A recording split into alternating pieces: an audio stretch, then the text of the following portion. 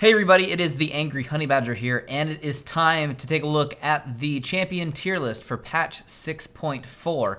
Now, the last patch didn't really have a ton of changes. I mean, it wasn't a small patch, it just wasn't one of the enormous ones, but a handful of the champions that were up in S tier on my tier list actually all got nerfed, meaning they won't probably stay up there. So I don't want to say that that validates part of my tier list, but just a little bit. It does help. It's nice to see that when they nerf champions that I have up in S, that typically means that they needed it and it made sense. So that is something you'll see. You're gonna actually see a lot of things shifted around. I'm trying a few things. There's still champions I'm keeping an eye on though, so they may not have moved as far as you may think. But you know, that's just what happens. But let's go ahead and dive on into the beginning of the tier list with S tier. Now in the S tier, the two champions we're going to be talking about here are going to be Shyvana and Talon. And before I completely talk about them, I want you to just make sure you look at where champions are while I'm talking about these champions, because this tier's seen some changes, for sure. You may have noticed. But let's talk about the first two now. Shyvana might be the most confusing one for people to see up here in S tier. And this one, I'm going to be honest, I'm taking a bit of a gamble on myself. But she does have a great win rate right now, and from what I've seen and played with her, she's quite good right now. She never was necessarily bad, and I feel like she's back in a good spot since they nerfed boots back again. Not that she couldn't use them well, but that was something that would, I don't want to say counter her, but when everybody can buy super fast boots, it does negate some of her super fastness. But she gets really tanky, and she still does crazy amounts of damage, and she's still a very strong champion. She's got great clear. She can go sated and pretty much straight tank and just rip people's faces off. It's pretty ridiculous in the jungle, and that's one of the reasons why she's going to find herself up here. Also, we've seen some other changes too in this list, but just like I said, take a look at it and leave a comment as long as it makes sense, and I'll take a look at it. The next champion we're going to talk about in this tier as well is going to be Talon. I know we talked about Talon last time. Talon moved up a little bit from the A tier to just now into the S tier.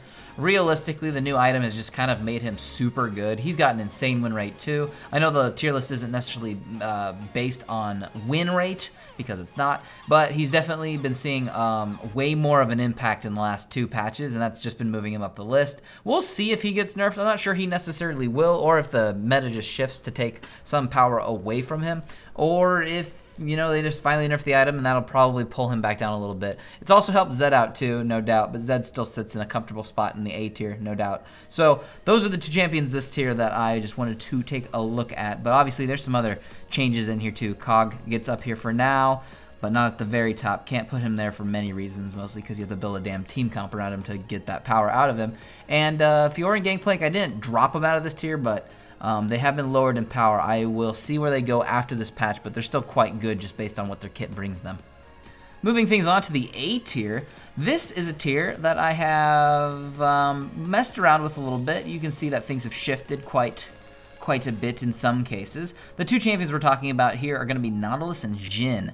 Now, Nautilus, I took him out of the A tier supports and I moved into the A tier top lane, just because he's been seeing more play there, and I think he's a little more influential up there in the top currently, although he's still a fantastic support, and I'd still put him as an A-tier support. That doesn't make him any worse.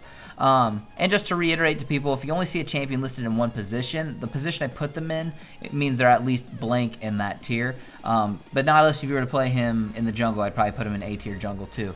Actually, I probably wouldn't, just to be honest, probably be B-tier if he was a jungler. But he's really, really good as a support and a top laner. He gets really beefy, and he helps counter a handful of those annoying champions in the top lane, just because he has enough durability to survive them, while actually doing more damage than I think he should be allowed to have. I was actually really, really close to throwing him up into S. Maybe not quite yet. I will be interested to see if they nerf him. Nautilus is a champion that seems to get nerfed and buffed back up and down. They try to figure out how much damage to give him on his shield and how much shield to give him, and a few other things, you know, mana costs and just Riptide base damage costs. But Nautilus is quite good right now, so I highly recommend playing him in the top lane right now. The next champion that I'm going to talk about is Jhin. Jhin, I know this might surprise some people, but we've moved him up one tier.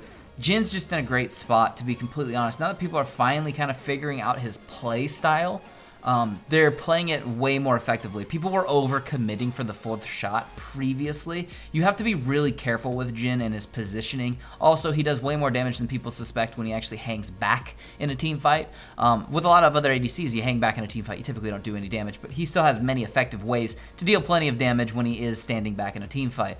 He's an A-tier champion for now. I have only lost like 2 games on him overall. I have like an 85% win rate with the damn champion, so he's quite good. It's all about positioning, and it helps to have a good team comp around you too. But he is a little stronger than we thought originally, and we'll keep an eye on him in the future to see where he goes. On to the B tier. Once again, some changes in here. Not probably quite as much as A, but we've moved a few up from here to A, and I don't think anybody's really moved down from here to C. I think a bunch of champions, not a bunch, but a handful of champions from C moved up into here, which is good. This is still a great tier to be in. It's still good, viable, and competitive. These are still good champions, just maybe not quite as good as the ones above them. But we're going to talk about Zac and Ziggs. Now, Ziggs moved up from the C tier, I can tell you that much, but Zac is a champion that I feel like I'm undervaluing him in the B tier. Not that this is a bad place, but Zac actually I think is better than where I currently have him. Now, I know that may be confusing where you might be like, well, why don't you just move him up if you think he's better? I'm trying to keep the tier fairly balanced, the list. I don't want to shove every champion into A tier. I don't want to shove every champion into B tier. And realistically, I don't want more than about 4 champions in a position in S tier. So that's just some of my thinking. I am keeping an eye on Zac, though. He has made a pretty strong impact, I would say, this season. Even if you haven't been seeing him too often, he actually has multiple build paths that are very effective depending on what you want to do. You can actually build him like with the AP item first and then transition to tank, or you can go like Cinderhulk and then build a Haunting Guise immediately, and he does plenty of damage on his ganks, and apart from that, he's just one of those few tank junglers that has great ganks at all points during the game, and he scales very well. So Zac's a champion I'm going to keep keeping an eye on. Like I said, I think he's a little bit better than here, but not necessarily like explosively better from here. He might be A tier. He's definitely not S, but I think I might be able to throw him into A. We're gonna be keeping an eye on him over the coming patches. Ziggs, like I said, has moved up. Ziggs is we don't want to call him maybe like a sleeper OP pick for sure, not quite yet, but he has seen a couple changes in some back-to-back patches that have made some very positive strides. His damage has gone up as games have been played. His ultimate's just more impactful. There's a few other changes I think he could take to become like super god mode.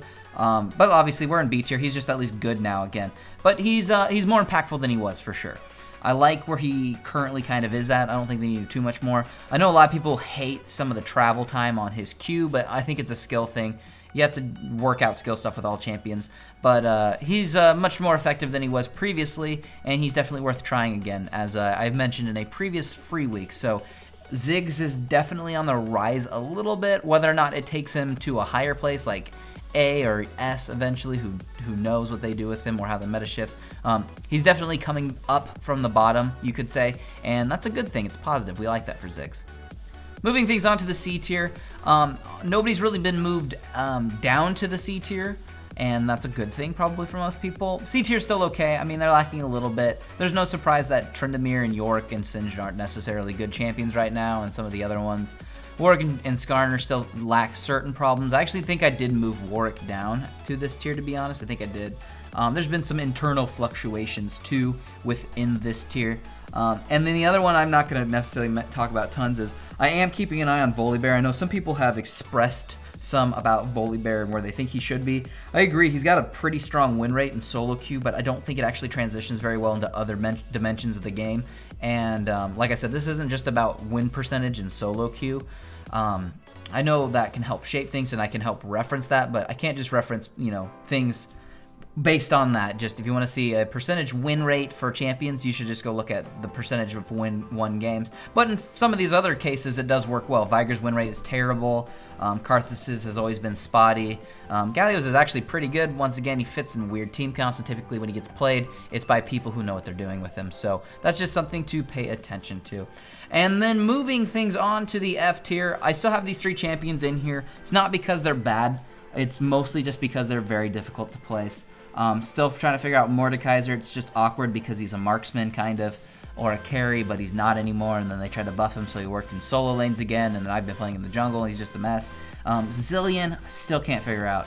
He just, man, he seems to either destroy or be destroyed. He seems to fluctuate way too more than I really think he should as a champion. I don't know if there's a way to make him consistent on Riot's side. That's up to them. Teemo, honestly, as you know, I think can either destroy people or be destroyed. He's in the same vein. I think it comes down to the player. Not necessarily a bad champion, but not necessarily like super overpowered by any means. Just kind of a mess to place within the list. So these three are just going to hang out here for now, and we will hopefully deal with them in the future. But that is going to be the tier list for patch 6.4. Let me know down below in the comments what you think about certain champions, or if you have any questions. I know we've had a lot of people ask about Azir and what's happened to him. Azir has fallen to the bottom of B, which is still good and viable, but the bottom of B nonetheless, from what was S tier at the middle end of last season. Basically, it was nerfs. I've had to say this a handful of times when people ask. It's been a bunch of nerf stuff. It's been that games got shorter, and he really ramps up hardcore to the late game, which he doesn't get to all the time now. And then meta shifts. Meta shifts are a big part, and it's hard to necessarily recognize what's happened within a meta shift. But depending on what your team compositions do, certain champions do and don't work within them. One of the reasons why I don't think I'll ever be able to put Kog'Maw at the very top of S tier is you always pretty much need a team comp around him in a specific manner to get the most out of him, and that's very difficult, and that necessarily doesn't, well, it almost never happens unless it's LCS, in which this would just be an LCS tier list, and it's not. Lucian can always be effective on whatever team he's on just because it's Lucian, and that's what he does. But anyways, that's going to be the tier list, like I said, for patch 6.4. Let me know what you think. Don't forget to leave this video a like if you want to see more tier lists and other videos. And other than that, I wish all of you the very best of luck on the fields of justice.